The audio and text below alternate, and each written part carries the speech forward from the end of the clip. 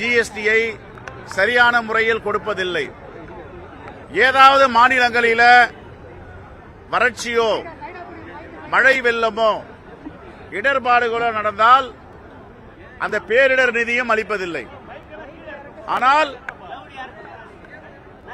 40 விழுக்காடு 100 நாள் வேலைவாய்ப்பு திட்டத்தில் மாநில அரசுகள் அளிக்க வேண்டும் என்றால் இந்த நிதி சுமையை மாநிலங்களுக்கு சுமத்தி குறிப்பாக பாஜக ஆளாத மாநிலங்களை பழிவாங்க வேண்டும் என்ற அடிப்படையில் அவர்கள் இந்த திட்டத்தை தீட்டியிருக்கிறார்கள். இதை அம்பலப்படுத்துவதற்காகத்தான் இதில் எவ்வளவு பெரிய மோசடி இருக்கிறது, எவ்வளவு பெரிய சதி இருக்கிறது, இந்திய ஏழை எளிய மக்களுக்காக கிராமப்புறங்களில் வசிக்கின்ற பெண்களுக்காக எதிராக இந்த திட்டம் இருக்கிறது.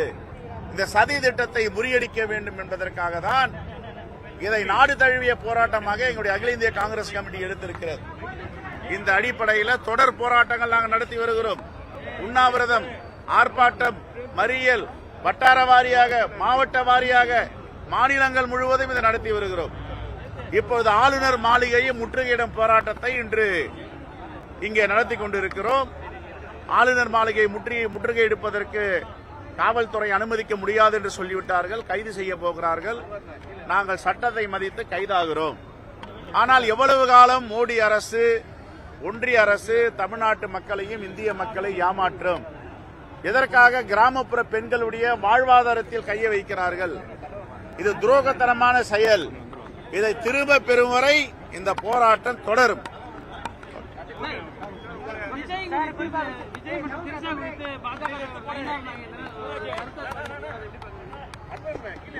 இது அவர் ஒரு பண்பாளராக இருக்கவர் இப்படி இதை பேசினார் எனக்கு தெரியல, நான் பார்க்கல. ஆனால் அப்படி பேசியிருந்தால் அதை தவிர்க்க வேண்டும். தேர்தல் தோல்வி பயம் காரணமாக தான் தமிழக அரசு உரிமை தொகை முன்கூட்டியே கொடுத்துட்டாங்க அப்படின்னு சொல்லி எதிர்க்கட்சியாக கொடுத்துட்டாங்க. பட் அவங்க அறிவிச்சாங்களே உரிமை தொகை நாங்க வந்தா கொடுப்பேன், அது என்ன பயம்? இது பயம்னா அது பயம் இல்லையா? இல்ல இல்ல இல்லங்க, தேர்தல் வாக்குறுதி எது கொடுத்தாங்க? நாங்க அதாவது இருங்க, ஏழை எளிய மக்களுக்கு, கிராமப்புற மக்களுக்கு இந்த எக்கனாமிக் டெவலப்மெண்ட், எக்கனாமிக் குரோத், பொருளாதார ஏற்றம், அது யார் செஞ்சாலும் நாங்க வரவேற்போம். பெண்கள், எங்களுடைய கிராமப்புற பெண்கள் இன்னும் வறுமையில் இருக்காங்க. எங்க கிராமப்புறத்தில் இருக்க தாய்மார்கள் இன்னும் சங்கடத்தில் இருக்கிறார்கள். அவர்களுக்கு எவ்வளவு கொடுத்தாலும் நாங்கள் வரவேற்போம். இதுல அரசியலே கிடையாது. கொடுங்க, அரசு பணம் கொடுங்க, தனியார் பணம் கொடுங்க, யார் பணம் வேணாலும் கொடுங்க. ஆனா எங்க கிராமப்புற பெண்களுக்கு பொருளாதார மேம்பாடு அடைவதற்கு உதவி செய்யுங்கள். இதை பிறர் செய்யறாங்கன்னா அதை குற்றம் சொல்ல வேண்டாம். அப்ப நீங்க கடந்த வாரம் அறிவிச்சீங்க, அதுக்கு பேரு அரசியல் இல்லையா? அதுக்கு பேர் தோல்வி பயம் இல்லையா? அதனால ஏற்கனவே இது புதியதாக சட்டம் இல்லை. கலைஞர் உரிமை, மகளிர் உரிமை தொகை என்பது ஆண்டாண்டுகளாக கொடுத்து வரப்படுகிறது. அதனுடைய தொடர்ச்சி இது.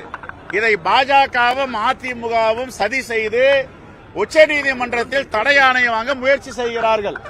கிராமப்புற மக்களுக்கு இந்த 1000 ரூபாய் போகக்கூடாது, அதுவும் தேர்தல் நேரத்தில் கொடுக்கக்கூடாது என்று உச்சநீதிமன்றத்தை நாட இருந்தார்கள். ஆகவே தான் மாண்பு முதலமைச்சர் சுதாரித்துக் கொண்டு மக்களுக்கு எதிராக இவர்கள் நடவடிக்கை எடுக்க போகிறார்கள். கிராமப்புற பெண்களுக்கு, நகர்ப்புற பெண்களுக்கு இந்த மகளிர் உரிமை தொகை போவதை தடுக்க திட்டம் தீட்டுகிறார்கள், சதி செய்கிறார்கள் என்ற அடிப்படையில் தான் இவர் தேர்தல் நோட்டிபிகேஷன் வருவதற்கு முன்பாக எங்களுடைய வீட்டு பெண்களுக்கு இந்த உரிமை தொகை போகட்டும் அறிவிச்சிருக்காரு. இது மிகப்பெரிய குடை வள்ளல் செய்கின்ற பணி. மாண்புமிகு முதலமைச்சருக்கு நாங்கள் ஏற்கனவே நன்றி சொல்றோம், இப்போ நன்றி சொல்றோம். இது எல்லாருக்கும் இந்த எண்ணம் வராது, மனசு வராது. 5000 ரூபாய் ஏழை எளிய மக்களுடைய பெண்கள் கையில் இருக்கணும், வங்கி கணக்கில் இருக்கணும். இது தாராளமாக மனமந்து கொடுத்திருக்கிறார். இதை பாராட்டத்தை விட்டுட்டு இதை சிறுமைப்படுத்தி பேசுவதும் குற்றச்சாட்டு சொல்லுவதும் என்ன இது?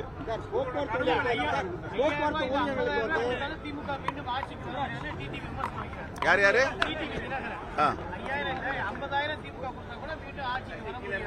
இது ஆட்சிக்கு வர்றதுக்கு கொடுக்கறது இல்ல, இது ஆட்சிக்கு வர்றதுக்கு கொடுக்கறது இல்ல, வாக்குகளுக்காக கொடுக்கறது இல்ல. மாதம் 1000 ரூபாய் உரிமை தொகை கொடுத்து வருகிறது. நேத்துக்குள்ள இன்னைக்குள்ள காலங்காலமா கொடுக்கறாங்க, வருடமா. இதை சதி செய்து தடுப்பதற்கு பாஜகவும் அதிமுகவும் முயற்சி செய்கிறது. இவங்க உச்ச நீதிமன்றத்தை நாட இருக்காங்க. இந்த 1000 ரூபாய் கொடுக்க கூடாது, அதுவும் தேர்தல் காலத்தில் கொடுக்க கூடாதுன்னு. ஆகையால மாண்பு முதலமைச்சர் துணிச்சலான முடிவு எடுத்தார். நீ என்னையா நீ உச்சநீதிமன்றத்தில் போய் ஆணை வழங்கெடுத்து எங்களுடைய மக்கள் தமிழ்நாட்டு பெண்களுக்கு நான் கொடுக்குறேன்னு கொடுத்துட்டார். அதுக்கு மனசு வேணும். அந்த மனசை பாராட்டு.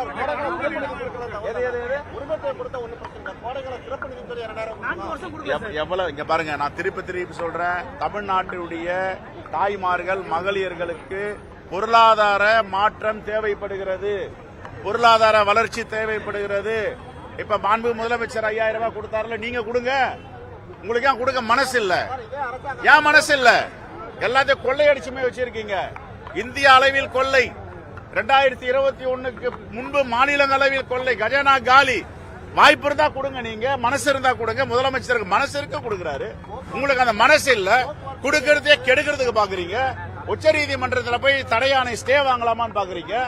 ஆகவே முதலமைச்சர் சுதாரித்துக் கொண்டு 5000 கொடுத்துட்டாரு.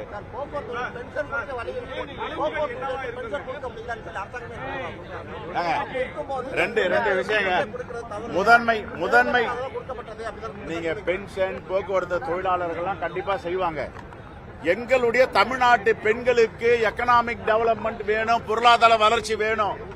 கொடுத்திருக்காங்க, நாங்க பாராட்டுறோம். இன்னும் கொடுக்க சொல்லுவோம். Okay, thank you.